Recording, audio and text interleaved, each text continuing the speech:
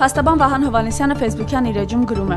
Ծանրաբեռնվածությամբ պայմանավորված նոր միայն դիտեցի Պետրոսի մոտ քննչական կոմիտեի նախագահի հարցազրույցը։ Քննչական կոմիտեի նախագահին կամ ճիշտ չի զեկուցվել գործը, կամ նա միտումնավոր խեղաթյուրել է իրականությունը։ Շատ հանգամանքների այս պահին չեմ անդրադառնա, նշեմ միայն հետևյալը. Նարեկ Օհանյանը չի հրաժարվել ցուցմունքներ տալուց, այլ մանրամասն ցուցմունքներ տալով հերքել է դեպքին իր մասնակցությունը, հիմնավորել իր այլուրեքությունը։ Նարեկ Օհանյանի շարժը արձանագրվել է նրանց տան տեսախցիկներով, որոնք մինչ այս պահը չեն արգրավվել։ Ինչու՞, որովհետև դա անհապաղ կհերքեր այն վարկածը, որ նա առնչություն ունի դեպքին։ Ռետորական հարց եմ հնչեցնում. շատ են եղել դեպքեր, եւ սպանության մեջ կասկածվողը մանրամասն